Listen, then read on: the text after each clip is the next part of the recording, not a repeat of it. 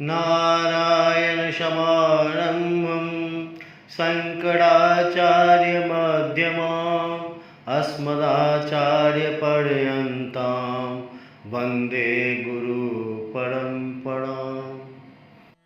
आज का विषय है पुरुषार्थ चतुष्टय के तीसरे भाग काम। काम क्या है?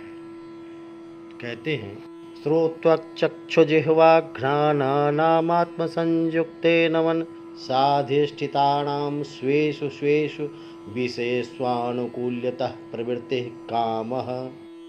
आत्मा से संयुक्त, मन से अधिष्ठित तत्व चक्षु, जिह्वा, घ्राण तथा इंद्रियों के साथ अपने अपने विषय, शब्द, स्पर्श, रूप, रस, गंध में अनुकूल रूप से प्रवृत्ति काम है।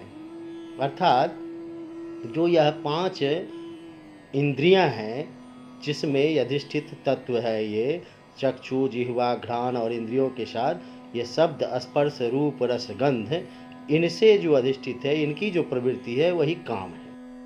इसके अलावा स्पर्श से प्राप्त अभिमानिक सुख के साथ जो अनुबद्ध फल प्रीति काम कहलाता है। जो स्पर्श से प्राप्त हो वो काम कहलाता है, जैसे यौन सुख, शारीरिक सुख। अब काम पुरुषार्थ का अर्थ है इंद्रियों और मन को आनंदित करना, प्रेम और खुशी की प्राप्ति करना। यह जीवन की इच्छाओं और भावनाओं से संबंध रखता है। काम को जीवन के एक आवश्यक और वैध उद्देश्य के रूप में माना गया है। यह जो है ना वैध है, यह काम, यह आवश्यक है जीवन में, परंतु इसे संयम और विवेक के साथ प्राप्त करना चाहिए। कामना होती है कि संयम और विवेक के साथ। तात्पर्य यह है कि काम को बाकी 3 पुरुषार्थ धर्म, अर्थ, मोक्ष के साथ संतुलन बनाकर रहना चाहिए।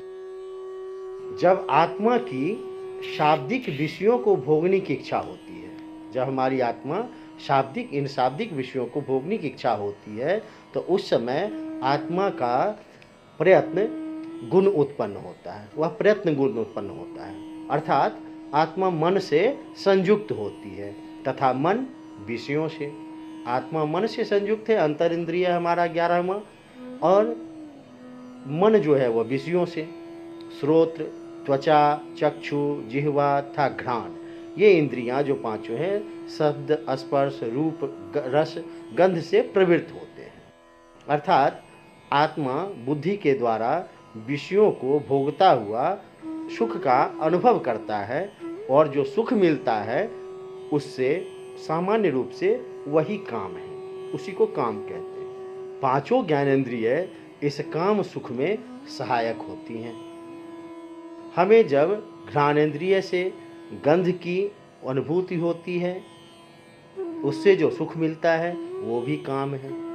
जब श्रोत्रेंद्रिय से वैसी शब्द बात जो हमारी बुद्धि आत्मा को संतुष्टि देती है, जो सुनने की हमारी इच्छा होती है, वैसी बात सुनकर मन प्रफुल्लित होता है, तो हम काम से संतुष्ट हो रहे हैं, वो भी काम है।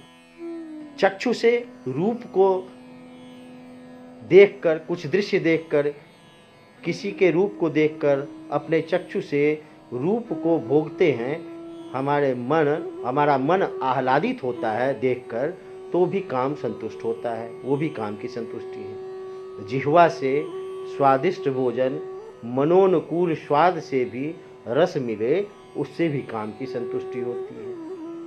त्वचा के द्वारा स्पर्श से हमें जो सुख मिलता है, विषय भोग से काम संतुष्टि होती है, वो भी काम है। काम को बादशाह ने विस्तृत रूप से लिखा है। उन्होंने काम का केवल शारीरिक सुख तक सीमित नहीं रखा, बल्कि इसे जीवन के एक समग्र अनुभव के रूप में देखा है उन्होंने। जितना धर्म, अर्थ, मोक्ष महत्वपूर्ण है, उतना ही काम भी महत्वपूर्ण है। इसलिए इसे पुरुषार्थ चतुष्टय में रखा गया है। धर्म, अर्थ, काम, मोक्ष, यह पुरुष अर्थात स्त्री पुरुष, यह मनुष्यों के जीवन जीने के लिए चारों आवश्यक है। जितना धर्म अर्थ मोक्ष महत्वपूर्ण है, उतना काम भी। इसमें कला, साहित्य, सामाजिक, सांस्कृतिक पहलू भी शामिल है। काम एक विस्तृत अवधारणा है, न कि केवल यौन सुख।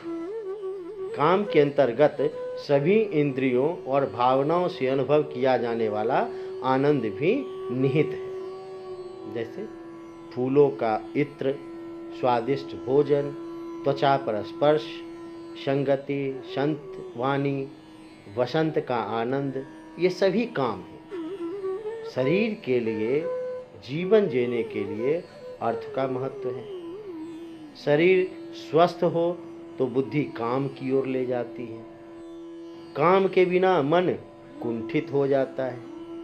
अगर मन में कुंठा आ जाए तो धर्म पर असर होता है और कुंठित मन मोक्ष के द्वार नहीं खोल सकता।